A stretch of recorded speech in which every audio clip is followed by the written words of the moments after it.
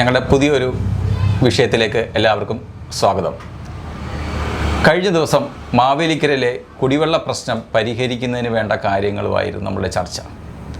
അതിനെ തുടർന്ന് ഞങ്ങൾ മാവേലിക്കര നിവാസികൾ ആശ്രയിക്കുന്ന കുടിവെള്ളം എത്തുന്ന അച്ചൻകോവിലാറ്റിലെ ജലം ഞങ്ങൾ ശേഖരിച്ച് അത് പരിശോധനയ്ക്ക് ഞങ്ങൾ വിധേയമാക്കിയിരുന്നു.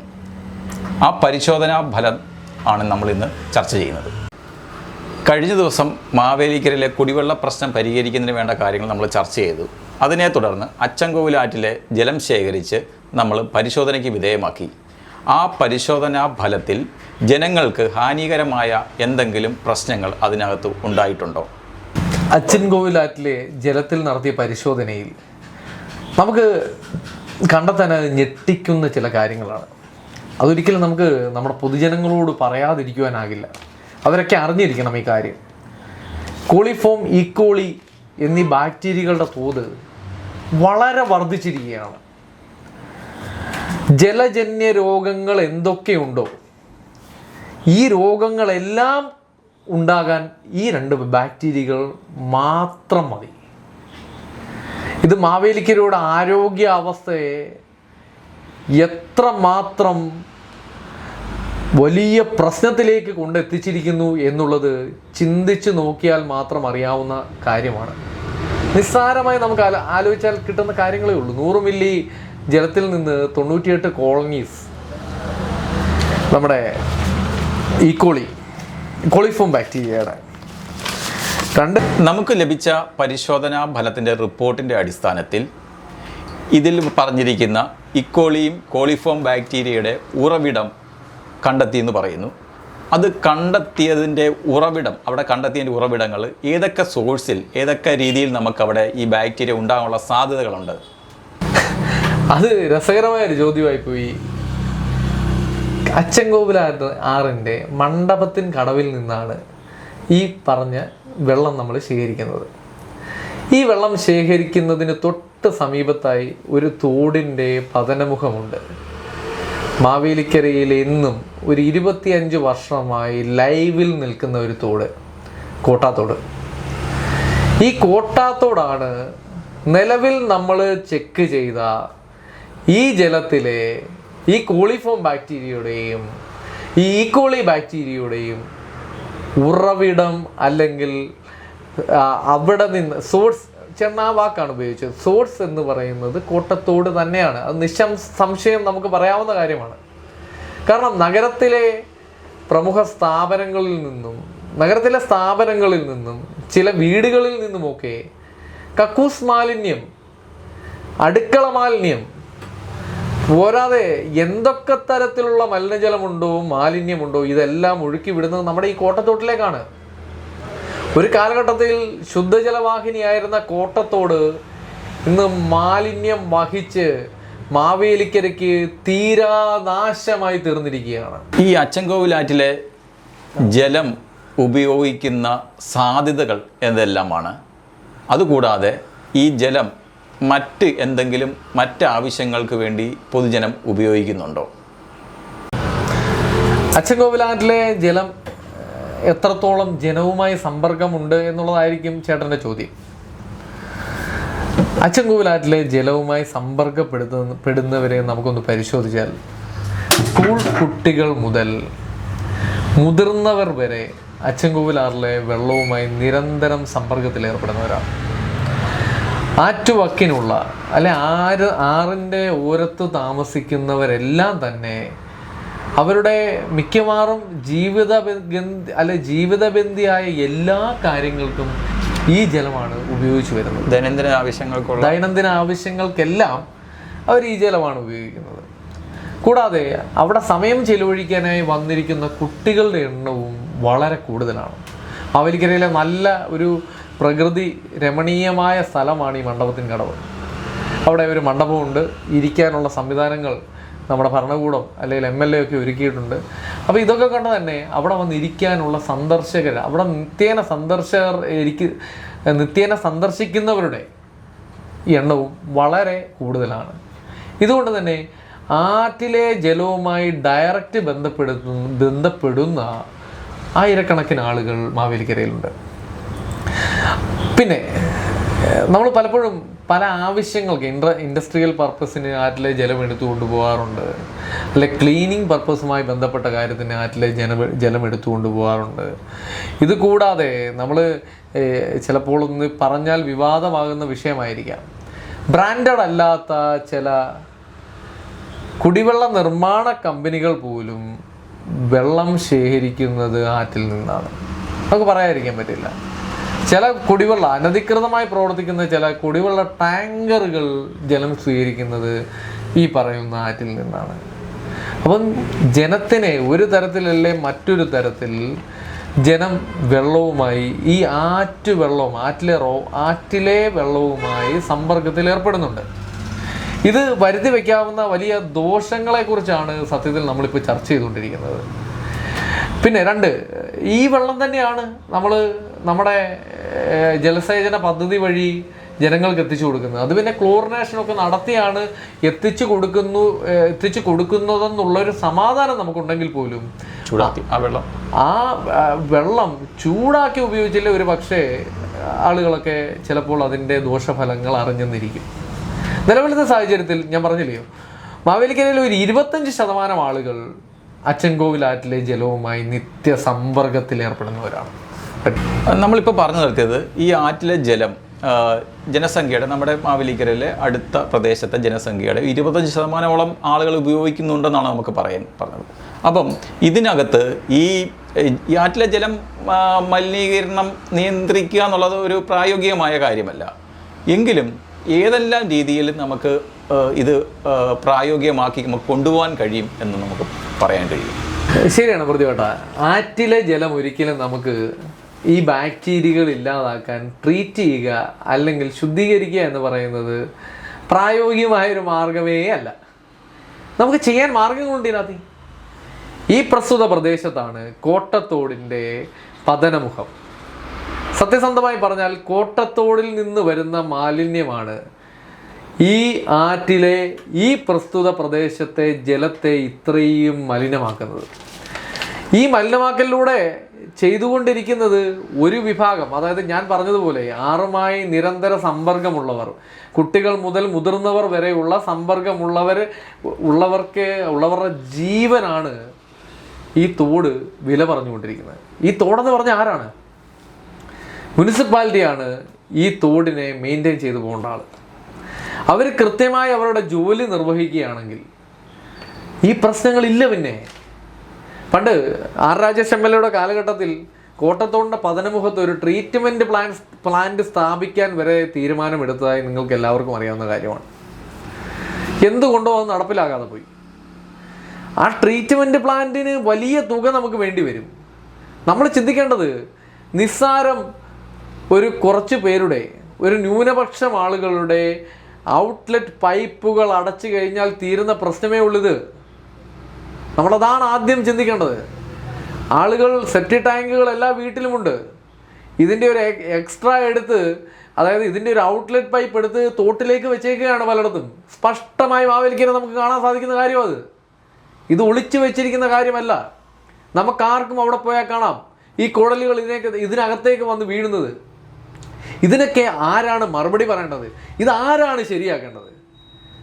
ഈ നഗരസഭയിൽ ഒരു ക്ലീൻ സിറ്റി മാനേജർ എന്ന് പറഞ്ഞ ഒരു തസ്തികയുണ്ട്. അതെന്തിനു വെച്ചേക്കുമോ? എന്തിനു വെച്ചിരിക്കുന്നതാണ് ആ അദ്ദേഹത്തിനെ?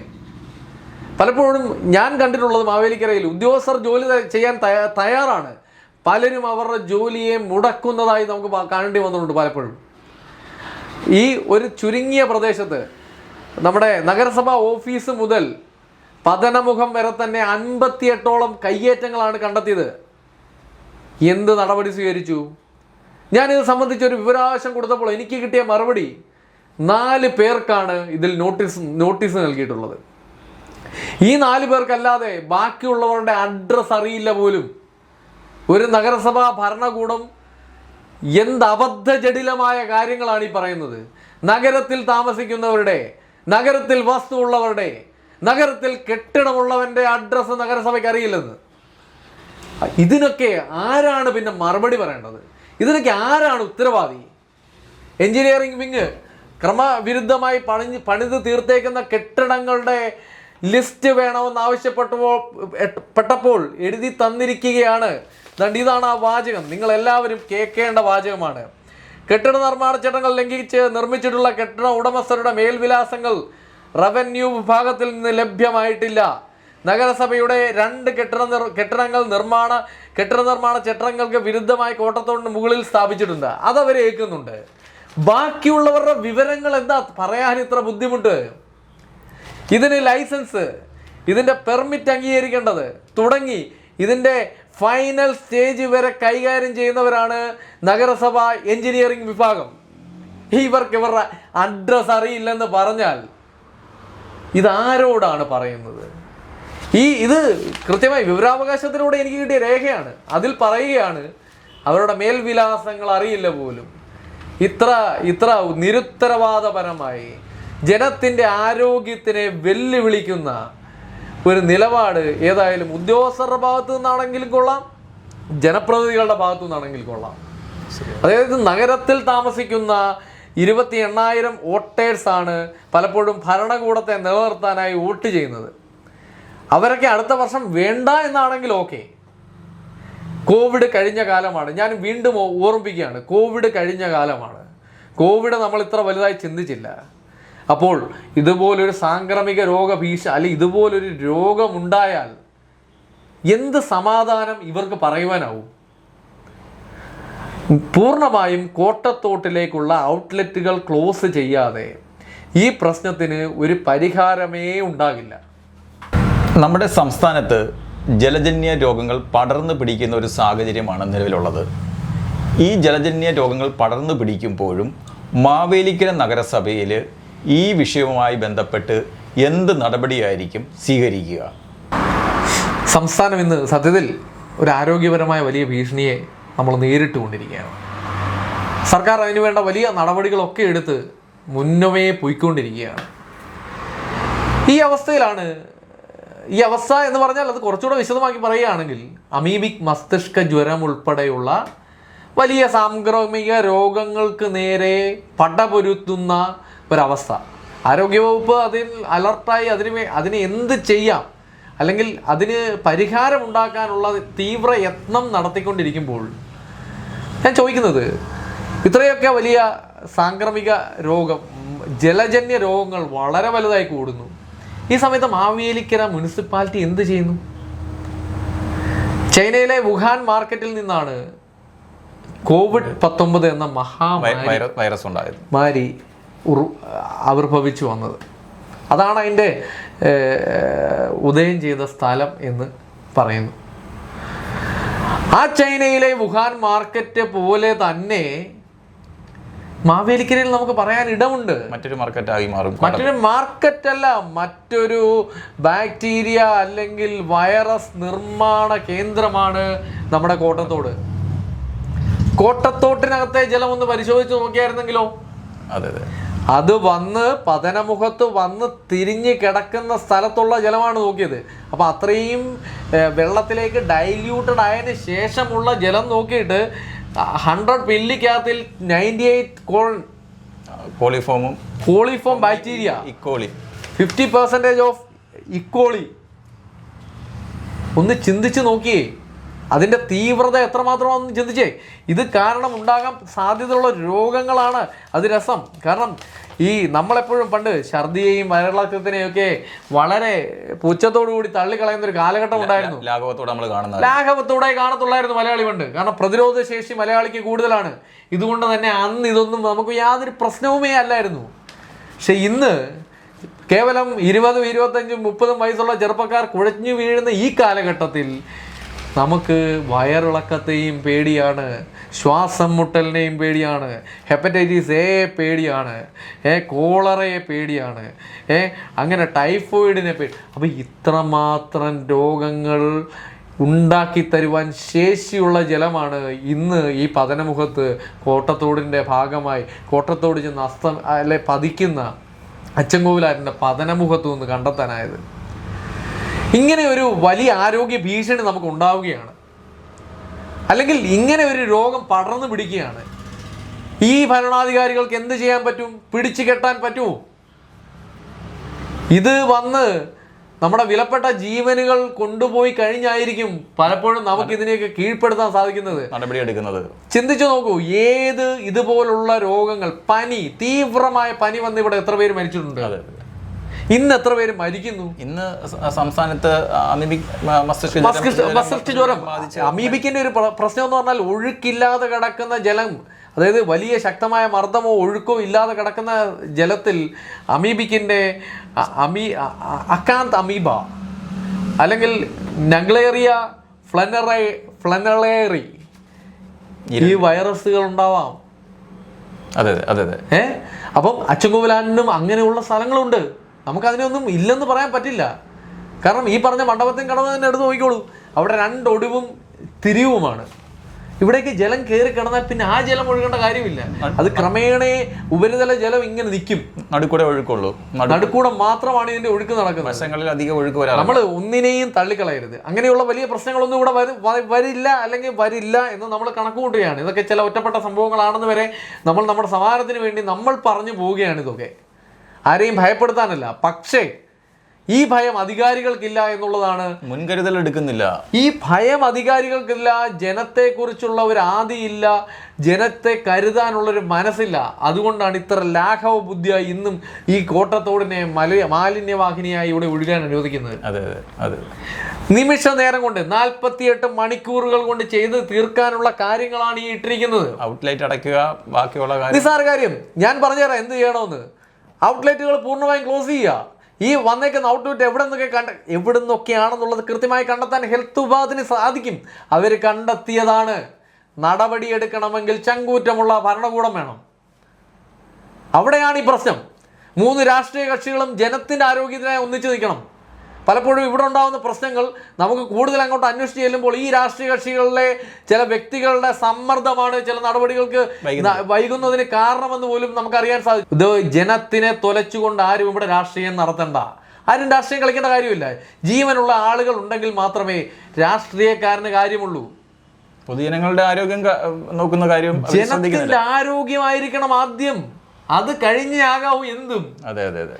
കേവലം ഒരു ബിസിനസ്സുകാരൻ 50,000 രൂപയുടെ കച്ചവടം നടത്തി അതിൽ നിന്ന് 500 രൂപ പിരിവ് കൊടുക്കുന്നതാണോ ഇവർക്ക് വലുത്? അതെ അതെ. അതുകൊണ്ടാണല്ലോ അവരെ സപ്പോർട്ട് ചെയ്ത് നിൽക്കുന്നത്. വോട്ട് ചെയ്യുന്ന ജനത്തിനോട് ഉത്തരവാദിത്തമില്ലാത്ത എല്ലാവരെയും കൃത്യമായി ജനം നേരിടേണ്ട കാലഘട്ടം എത്തിയിരിക്കുകയാണ്. അതെ അതെ അതെ. ഇന്ന് അതാണ് ഏറ്റവും കോട്ടത്തോട് എന്ന് പറയുന്ന ഈ വലിയ പ്രശ്നത്തെ ഒന്ന് ചിന്തിച്ചു നോക്കും. മാവേലിക്കല്ല തട്ടുകടകൾ. ഇവിടെ ഒരു ഹെൽത്ത് ഡിപ്പാർട്ട്മെന്റ് ഉണ്ടല്ലോ, എവിടെ നിന്നാണ് വെള്ളം എടുക്കുന്നത്? ഇവിടുത്തെ ഐസ് ഫാക്ടറികൾ പലതും ഉണ്ട്. ഐസ് ഫാക്ടറികളുണ്ട്. ഈ ഐസ് ഫാക്ടറികൾ എവിടെ നിന്നാണ് ജലം എടുക്കുന്നത്?